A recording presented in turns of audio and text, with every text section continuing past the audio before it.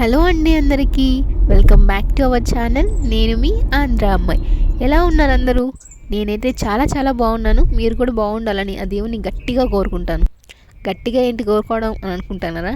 మీరు ఫిదా మూవీ చూడలేదా? సాయి పల్లవి చెప్తుంది కదా, గట్టిగా అనుకో అయిపోతుంది అని. అందుకే మీరు కూడా అందరూ బాగుండాలని గట్టిగా అనుకుంటాను. ఏంటి రాత్రిలో ఎక్కడికి వెళ్తున్నారు అని అనుకుంటున్నారేమో. ఇది రాత్రి కాదు, ఎర్లీ మార్నింగ్ అనమాట. 5 o'clock మేము బెంగళూరు నుంచి మా ఊరికి వెళ్తాను, మా పల్లెటూరికి. వెళ్ళి 1.5 month అయిపోయిందనమాట. అక్కడ నుంచి వచ్చి మా వాళ్ళందరూ తెగ కలవరిచ్చేస్తున్నారు. ఏంటి నన్ను అశోక్ను అనుకోకండి, మనవన్ని. గ్రాండ్ పేరెంట్స్ చిన్న పిల్లలు ఉంటే అసలు వదిలిపెట్టి ఉండలేరు కదా, వాళ్ళు కూడా చిన్నపిల్లలు అయిపోతూ ఉంటారు. అందుకని మా వాడిని చూడాలని వాళ్ళు అనుకుంటారు. అఫ్కోర్స్ మాకు కూడా ఉంది వాళ్ళందరినీ చూడాలి, పల్లికి వెళ్ళాలి అని చెప్పి. అందుకే మార్నింగే స్టార్ట్ అయిపోయాయి అనమాట. అలా కాకుండా డే టైంలో హ్యాపీగా స్టార్ట్ అవ్వచ్చు కదా అని అనుకుంటే అది అవ్వదమ్మా. హాలిడేస్ అంతా ట్రాఫిక్లోనే గడిచిపోతుంది. ఎర్లీ మార్నింగ్ అయితేనే కనీసం 10 or 10:30, 11 కంతా ఊరికి వెళ్ళిపోగలం, ఒక 5 o'clock స్టార్ట్ అవుతాయి.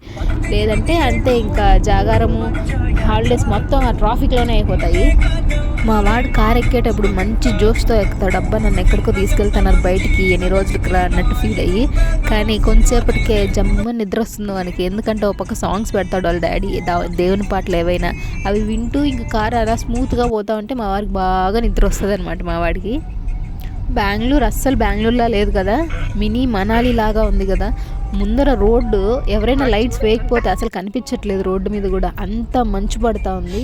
ఇప్పుడు టైం ఒక 6 అయిపోయింది ఆల్రెడీ. ఈరోజు కొంచెం లేట్ అయింది మేము స్టార్ట్ అయ్యేసరికి. 6 అయిపోతా ఉన్నా చూడండి మంచు ఎలా పడుతుందో. 10 అవుతాన్నా ఇంకా మంచు పడుతూ ఉంటుంది. వాయిస్ని మాత్రం కొంచెం ఇగ్నోర్ చేయండి, ఏమనుకోకండి. ఎందుకంటే కొంచెం జలుబు అండ్ థ్రోట్ ఇన్ఫెక్షన్ ఉంది, అందువల్లే నా వాయిస్ కొంచెం గర అని వస్తుంది. సో ఇరిటేటింగ్గా ఫీల్ అవ్వకండి. చూడండి, అమ్మ బాబోయ్, మంచులా పడాలి కదా, అస్సలు పడట్లేదు, వర్షంలాగా పడుతుంది. వీడియోలో మీకు కనిపిస్తుందో లేదో కానీ డైరెక్ట్గా మేము చూసిన వాళ్ళకి అది వర్షం అలా పడతా ఉన్నట్లు క్లియర్గా తెలుస్తుంది కళ్ళకి. నేను చెప్పాను కదా మా వాడు ఎక్కినప్పుడు మాత్రమే మంచి జోస్తూ ఉంటాడని. అప్పుడే మా వాడికి నిద్ర వచ్చేలా ఉంది, అందుకే నోట్లో వేలు పెట్టాడు. నాకు ఉన్న మతిమరుపుకి ఏం చేయాలో నాకు తెలియట్లేదు గైస్. మీకు ఏమన్నా మాత్రలు తెలిస్తే కొంచెం కమెంట్ చేయండి. ఎందుకంటున్నానంటే నేను అన్నీ సర్దాను మా వాడికి ఏమేం కావాలి ఏంటి అన్నది. బట్ నాకేం కావాలి అని ఆలోచించలేదు, ఏమేమి అవసరం అనేది ఎత్తుకోలేదు. నేను నాకు కావాల్సినవి మాత్రం మెయిన్వే మర్చిపోయాను అనమాట ఇంట్లో. అంతేనేమో, పిల్లలు పుడితే వాళ్ళ గురించి ఆలోచించడానికే సరిపోతుందేమో టైము. అండ్ మనకు కూడా వాళ్ళ మీద ఎక్కువ కన్సర్న్ అండ్ కేర్ ఉంటుంది మన మీద కన్నా. మార్నింగ్ స్టార్ట్ అవ్వడము కొంచెం ఇబ్బందిగానే ఉంటుంది, మాకే కొంచెం ఇబ్బందిగా ఉంటుంది అంత చలిలో. కానీ మా బుడ్డోడు మాత్రము, మేము ఇన్నిసార్లు ఊరికి వచ్చినా ఎర్లీ మార్నింగే స్టార్ట్ అవుతాం కదా, ఎప్పుడు కానీ మధ్యలో లేపుతందుకు ఏడవడం కానీ అసలు ఎప్పుడు ఏడవడు. ఆల్వేస్ ఐఎమ్ రెడీ అని ఉంటాడనమాట. బాబు వచ్చేవాళ్ళు లైట్లు వేసుకొని రండ్రా, ఏం కనిపించట్లేదు, అద్దం దగ్గరకు వచ్చేంతవరకు కనిపించట్లేదు. ఈ వీడియోలో కార్ పక్కన ఒక బైక్ వెళ్తుంది చూసారా, లగేజ్ వేసుకొని. ఆయన అంత స్పెషల్గా ఎందుకు తీసానంటే, నేను ఆయన వెనకాల వాళ్ళ బేబీకి అనుకుంటా, పాపో బాబు ఐ డోంట్ నో, బట్ వాళ్ళ బేబీకి బొమ్మలన్నీ కట్టుకొని వెళ్తా ఉంటాడు అనమాట. బెంగళూరు నుంచి ట్రావెల్ చేయాలంటే నడుం విరిగిపోతుంది, అట్లాంటిది వాళ్ళ బేబీ కోసం చూడండి ఎన్ని బొమ్మలు కట్టుకొని వెళ్తున్నాడు బైక్ మీద. అంతే, ఫాదర్స్ లవ్. నాకు ఇది చూడగానే చాలా క్యూట్గా అనిపించింది అనమాట. అబ్బా వాళ్ళ ఫాదర్ ఎంత బాగా వాళ్ళ బేబీ కోసం తీసుకెళ్తున్నారు అని. అందుకే నేను దాన్ని క్యాప్చర్ చేశాను. మా సూర్యుడు కూడా వచ్చేసినాడు, కానీ చలి మంచు మాత్రం తగ్గట్లేదండి బాబు. గాయస్, మా ఊరికి వెళ్ళే దారిలో ఒక బండి ఉంటుంది అనమాట, టిఫిన్ బండి. వన్ ఆఫ్ ఏంటి మా ఫేవరెట్ ఒక్కటే అనమాట. మాకెందుకు అంత ఫేవరెట్ అయిపోయిందంటే అఫ్కోర్స్ టేస్ట్ వల్లే. చాలా బాగుంటుంది టేస్ట్, రైస్ కానీ ఇడ్లీ కానీ. బోండాలు అయితే అబ్బా అదిరిపోతాయి అనమాట, అంత బాగుంటాయి. అండ్ అది కూడా తక్కువ ప్రైస్లో ప్లేట్ నిండా పెడతారు అన్నము. ఒక్క ప్లేట్ తింటే చాలు కడుపు నిండిపోతుంది. కానీ టేస్ట్ బాగుందని చెప్పి నేను 2 ప్లేట్లు లాగిస్తాను అనుకోండి, అలాగా కష్టపడి. చూసారా, నా ఇడ్లీది అయిపోయింది. మళ్ళీ రైస్ విత్ బోండా వేయించుకున్నాను అనమాట. మా బుడ్డోడికి బాగా అలవాటు అయిపోయింది ఈ ప్లేస్, ఎప్పుడు అక్కడే తిని అందువల్ల వాడు అక్కడ పోతే అస్సలు ఒకచోట నిలబడ్డు, అటు ఇటు తిరుగుతూనే ఉంటాడనమాట ఇన్వెస్టిగేషన్ చేయాలని. మా బుడ్డోడు కూడా అస్సలు తిండు ఫుడ్, రైస్ అట్లాంటివి. కానీ ఇక్కడ మాత్రం ఇడ్లీ తింటాడు. ఈరోజు కూడా పర్లేదు, కొంచెం తిన్నాడు. సర్లేండి, ఎంతసేపు నా మాటలే వింటారు, బోర్ కొడుతూ ఉంటుంది కదా. మీకోసం పాటలు వినిపిస్తాను, వినండి. ఎందుకంటే మేము ఎప్పుడైనా జర్నీ చేస్తే బండిలో పెట్రోల్ ఉందా లేదా అని చూసుకుంటామో లేదో కానీ మా బండిలో మేము ట్రావెల్ చేసేటప్పుడు మాత్రం ఖచ్చితంగా సాంగ్స్ ఉంటాయన్నమాట. సో వాటిని కొంతసేపు విని ఎంజాయ్ చేయండి.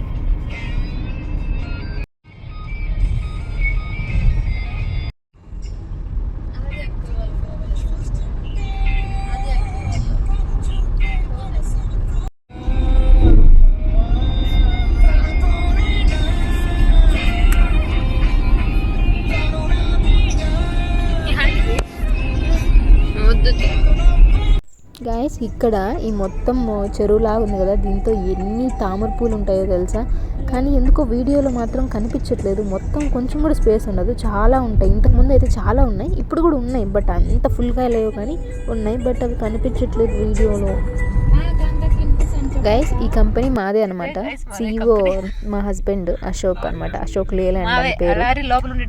ఏంటి నమ్మేశారా? అంత లేదులేండి, ఆ పేరు ఏదో మ్యాచ్ అయిందని చెప్పి అలా చెప్పాను. అలా అనుకుంటే అంబానీ పేరు పెట్టుకొని అంబానీ ఆస్తంత నాదే అని చెప్పుకోవచ్చు. మేము ఫైనల్గా మా మదనపల్లిలోకి ఎంటర్ అయిపోయాం. ఇది మా న్యాయస్థానం, మదనపల్లిలో ఉన్న కోర్ట్ అనమాట.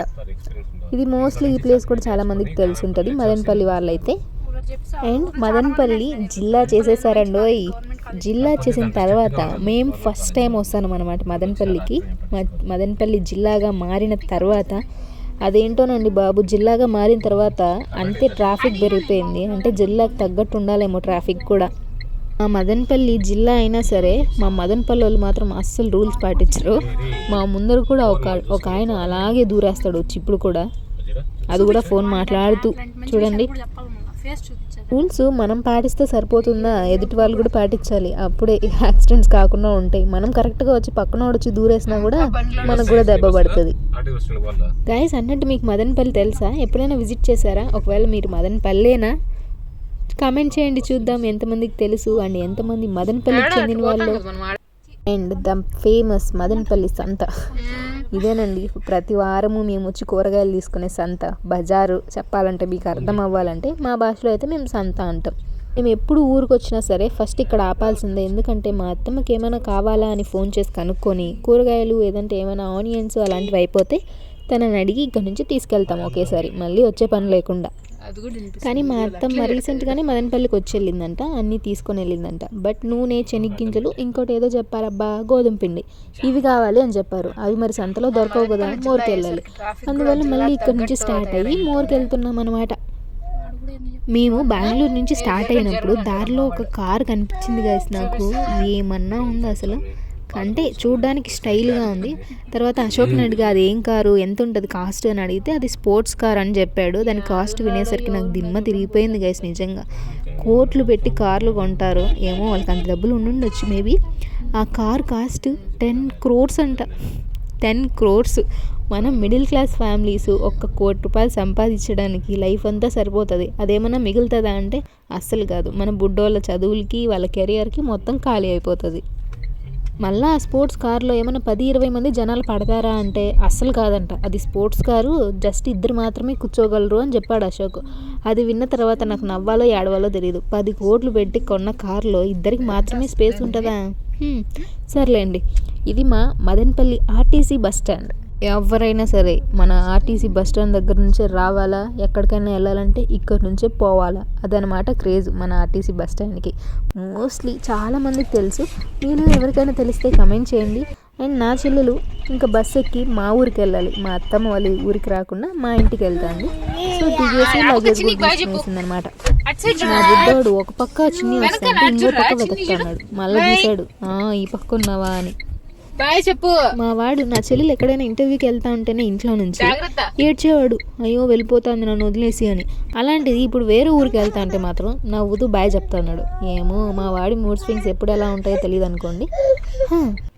అశోక్ ఏమో అమ్మకు కావాల్సిన సరుకులు తీసుకోవడానికి మోర్కి వెళ్ళాడు. కానీ తను వచ్చేంత వరకు కార్ అలా నిలబడి ఉంటే మాత్రం మా వాడు అస్సలు ఉన్నాడు, వెళ్ళి ఆ స్టీరింగ్ తిప్పాలని ట్రై చేస్తాడు. వాడిని కంట్రోల్ చేయడం నా వల్ల అస్సలు కాదనమాట.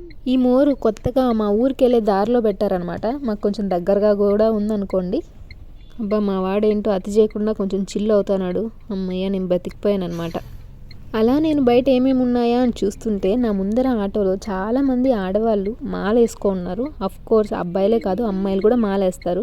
దాంతో ఒక చిన్న పాప కూర్చొని ఉందనమాట. ఎంత క్యూట్గా చేతి నిండా ఎర్ర గాజులు వేసుకొని ఎంత క్యూట్గా ఉందో. అమ్మయ్య షాపింగ్ అయిపోయింది ఇంటికి వెళ్ళిపోవచ్చు అని అనుకున్నానో లేదో అశోక్ వచ్చి ఇక్కడ ఒక ఐటెం లేదంట వేరే చోట తీసుకోవాలా అని చెప్పాడు. ఇంకేం చేస్తాం, ఆ ఐటెం కోసం మళ్ళీ ఇంకో చోట ఆగాల్సి వచ్చింది. కొంచెం ముందుకు వెళ్ళిన తర్వాత ఇక్కడైనా దొరుకుతుందా లేదా అన్న టెన్షన్ నాకు. ఎందుకంటే అక్కడికి వెళ్ళి తీసుకురావడం కష్టమో కాదో కానీ లోపల మా వాడిని కంట్రోల్ చేయడం మాత్రం చాలా కష్టము. కానీ ఫైనల్గా మాకు కావాల్సిన లాస్ట్ ఐటెము ఇక్కడ దొరికేసింది. అమ్మయ్య అనుకున్నా. ఇంకా సరే అశోక్ వచ్చేంత వరకు మా వాడితో కొంచెం ఆడుకుందాం అని చెప్పి ఇలా ఆడుకుంటూ ఎంజాయ్ చేస్తాను. బా ఆ స్మైల్ ఎంత క్యూట్గా ఉందో మా వాడిది. దానికోసం ఏదైనా సరే చేయాలనిపించేస్తుంది ఎంత కష్టమైనా.